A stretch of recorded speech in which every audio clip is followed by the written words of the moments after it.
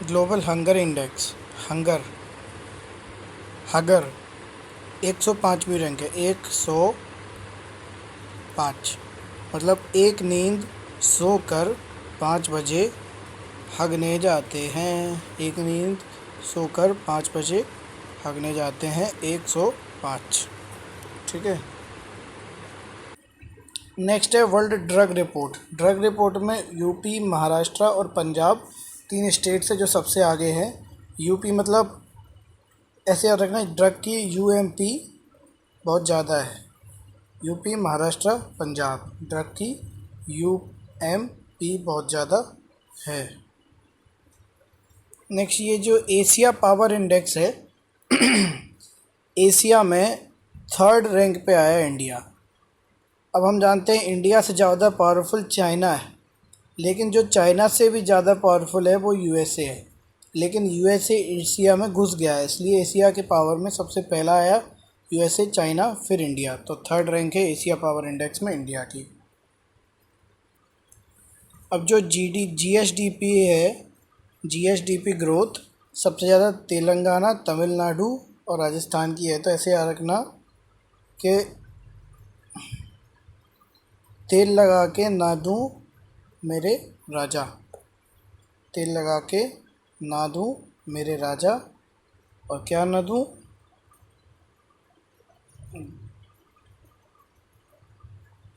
GDP, गांड पे।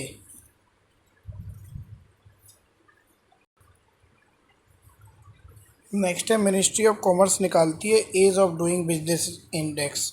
As of doing business में सबसे अच्छा बिजनेस कर रहा है करेला का, सबसे ज़्यादा बिजनेस करेला का हो रहा है। ठीक है, सबसे ज़्यादा बिजनेस करेला का हो रहा है। और ease of business doing business में 2 बातें सामने आई हैं कि सबसे ज़्यादा बिजनेस करेला का हो रहा है और सबसे ज़्यादा दूसरे नंबर पे अंधे लोग बिजनेस कर रहे हैं। अंधे लोग बिजनेस कर रहे हैं सबसे ज़्यादा, और सबसे ज़्यादा बिजनेस करेला का हो रहा है। नेक्स्ट ये है business reforms and citizen services. इसमें भी केरला सबसे आगे आया है। ठीक है। अब पॉल्यूशन रैंकिंग में सबसे ज़्यादा नंबर 1 स्थान किसका आया है? हरियाणा का आया। अब तुम ये देखो कि जो दिल्ली का पॉल्यूशन है, दिल्ली का पॉल्यूशन वो कहाँ से आता है? हरियाणा से। और फिर अब जब पॉल्यूशन दिल्ली में हरियाणा से इतना पॉल्यूशन आ रहा है, तो हरियाणा खुद कितनी पॉल्यूटेड सिटी होगी? हाँ, तो 24 में से 15 हरियाणा की जो सिटीज़ हैं टॉप 100 मोस्ट पॉल्यूटेड सिटी में आ रही हैं। तो हरियाणा टॉप पे है पॉल्यूशन के मामले में। देखो global innovation index, innovation index में 39 है। 39 में तीनों आता है, 3 9। तो ऐसे याद रखो कि हम तीनों इनोवा से जाएंगे, या फिर हम तीनों इनोवेटिव हैं, या फिर इनोवा में 3 से 9 लोग बन सकते हैं। तो यहाँ पे बताया नीति आयोग की डेल्टा रैंकिंग में हरियाणा का जो न्यू रीजन है उसने 30th प्लेस से 2nd प्लेस हासिल किया है। हरियाणा का न्यू रीजन। इंडिया का smart city awards, Madhya Pradesh top state है, followed by Tamil Nadu, Rajasthan and UP.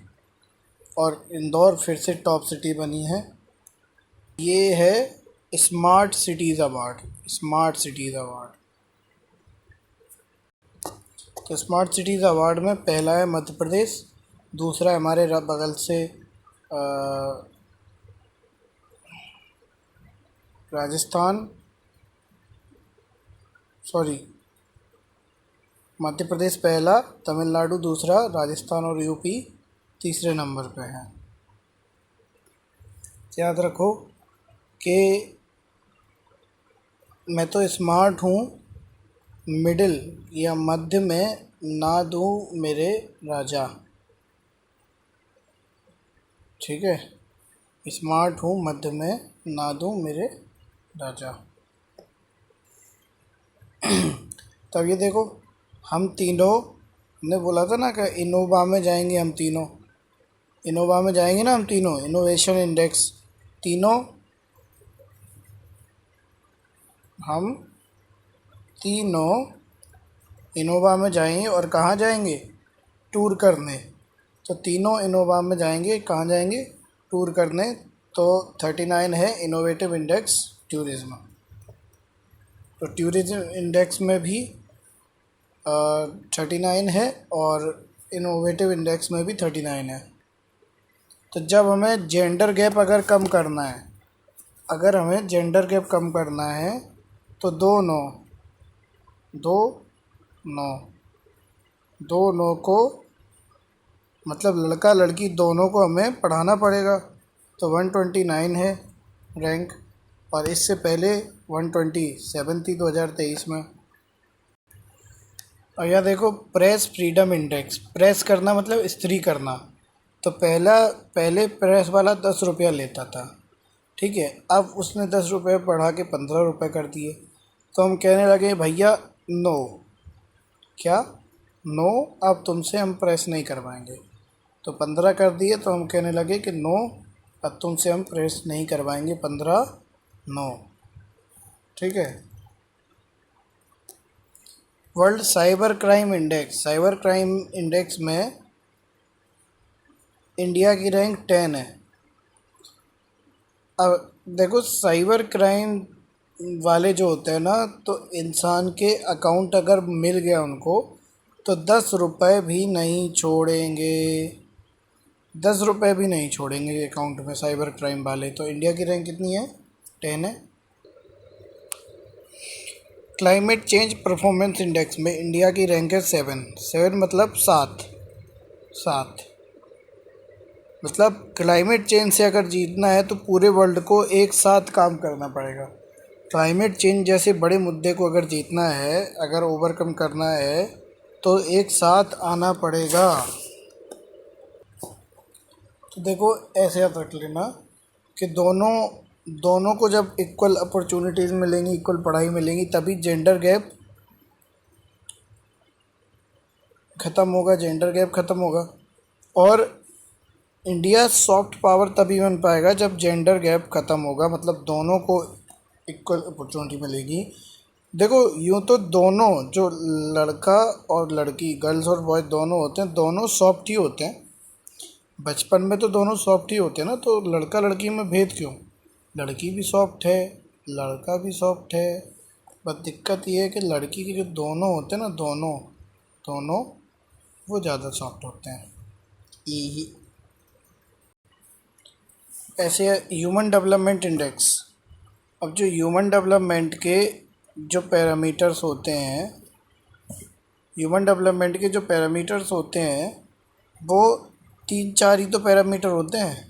HDI में खुद 3 लेटर्स हैं, तो 3-4 पैरामीटर ही होते हैं। 134वीं रैंक है ह्यूमन डेवलपमेंट इंडेक्स में। नेक्स्ट है हैनले पासपोर्ट इंडेक्स। तो जो पासपोर्ट इंडेक्स है, पासपोर्ट इंडेक्स में इंडिया की रैंक 85 है। 85 को कैसे याद किया था? 25 हो गए 80। तो पासपोर्ट बनवाना इतना हेक्टिक काम है कि उसमें 25 हो जाते हैं, पच जाता है दिमाग एकदम। 25 हो गए 80, 85। देखो world air quality report, air quality report में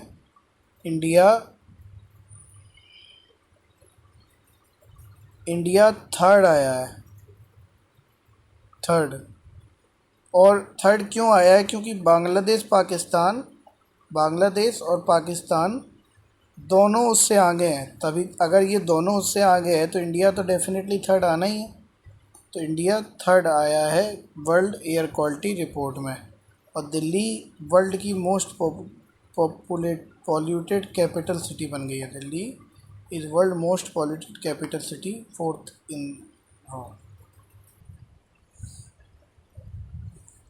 अब नेक्स्ट है future possibility index, 35th rank है। ऐसे याद रखना कि फ्यूचर में उनकी, कोई कहते हैं ना, फ्यूचर में उनकी कुछ करने की कोई पॉसिबिलिटी नहीं है, क्योंकि वो तो ऐसे ही 3-5 करते रहते हैं। ठीक है, नेक्स्ट है world happiness report. World happiness जो रिपोर्ट है उसमें 126 रैंक है और पहले थी 136 2022 में। तो ऐसा लग रहा पहले मेरा हैप्पीनेस से 36 का आंकड़ा था। लेकिन अब मैं जब खुश होना चाहता हूँ तो इसमें मेरा क्या दोष है? तो पहले 36 का आंकड़ा था, अब मेरा क्या दोष है? तो पहले 136 थी, अब 126 है हैप्पीनेस रिपोर्ट में। ठीक है, अब किसी लड़की को अगर तुम बिना कंसेंट के ये करो, बिना कंसेंट का के मतलब जो दो, तो वो लड़की टेरर में आ जाएगी।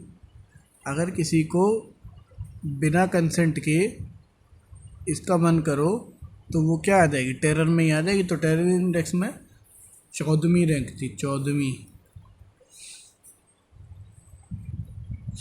देखो कॉम्पिटिटिवनेस इंडेक्स, अगर तुम्हें कॉम्पिटिटिव एनवायरनमेंट में आगे बढ़ना है तो तुमको कॉम्पिटिटिव बिजनेस करना है तो तुमको जाली बनना पड़ेगा। क्या बनना पड़ेगा? जाली मतलब 40, अली बाबा 40 चोर जैसा चोर बनना पड़ेगा, जाली बनना पड़ेगा, तभी कॉम्पिटिटिव एनवायरनमेंट में सस्टेन कर सकते हो।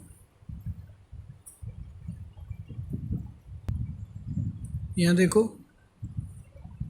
ग्लोबल पीस इंडेक्स 2024 में 16। तो अगर हमें शांति चाहिए, पीस चाहिए, तो हमें क्या करनी पड़ेगी? सुलह करनी पड़ेगी। पीस लेने के लिए सुलह करनी ज़रूरी है। तो पीस इंडेक्स में 2024 में 116 रैंक थी और 26 रैंक थी 26। तो अब मैं सुलह चाहता हूँ तो मेरा क्या दोष है? पहले मैं ये कह रहा था, ठीक है, अब मैं ये कह रहा हूँ कि सुलह करनी पड़ेगी। तो पहले 126 थी, अब 116 है। नेक्स्ट है करप्शन परसेप्शन इंडेक्स।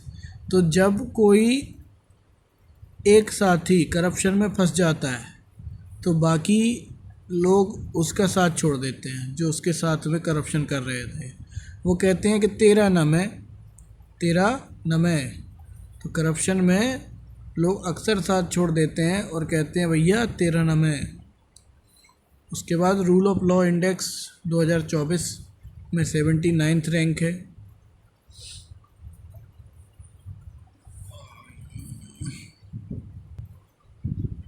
अब यहाँ किसी जज से जाओ कि जज साहब मेरी मदद करो, मेरा साथ दो। तो वो जज साहब कहेंगे नो, मेरा साथ दो। जज साहब कहेंगे नो, क्योंकि यहाँ रूल ऑफ लॉ है। यहाँ जो लॉ कहेगा उसी का साथ दिया जाएगा। जज साहब से कहो साथ दो, जज साहब बोले नो, तो साथ नो। तो rule of law index 79th rank है रूल ऑफ लॉ इंडेक्स में। ठीक है, अब मल्टी डायमेंशनल प्रॉपर्टी इंडेक्स में 10 डायमेंशन होती हैं और 3 फैक्टर होते हैं। ओके, और इसमें इंडिया में largest number of poverty people रह रहे हैं 234 मिलियन। और ये यूएनडीपी और ऑक्सफोर्ड पॉवर्टी निकालती है, यूएनडीपी और ऑक्सफोर्ड पॉवर्टी। ओके, अब देखो एनर्जी ट्रांजिशन, जब इंसान की एनर्जी ट्रांजिशन होती है तो पहले वो 6 घंटे काम कर रहा होता है, लेकिन फिर वो बाद में एनर्जी ट्रांजिशन हो जाती है, बाद में वो बुढ़ापे के और ट्रांजिशन जब एनर्जी का होता है तो 3 घंटे ही काम कर सकता है। एनर्जी ट्रांजिशन जब होती है 6 घंटे से गाड़ी 3 घंटे पे आ जाती है। डेमोक्रेसी इंडेक्स 2023 इंडिया की 53rd रैंक है। और फ्लॉड डेमोक्रेसी इंडिया को कहा गया है, और इंडिया की 53rd रैंक।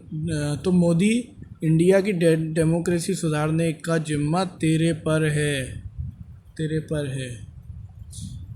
मोदी को नहीं, राहुल गांधी को देते हैं इंडिया की डेमोक्रेसी सुधारने का जिम्मा, और कहते हैं कि राहुल गांधी अब तो डेमोक्रेसी की बागडोर तेरे पर है।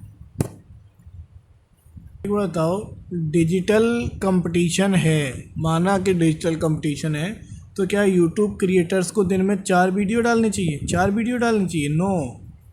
No 4 video no. Digital competition है, माना, इसका मतलब ये थोड़ी ना है कि दिन में 4 वीडियो डालोगे। 4 वीडियो नो।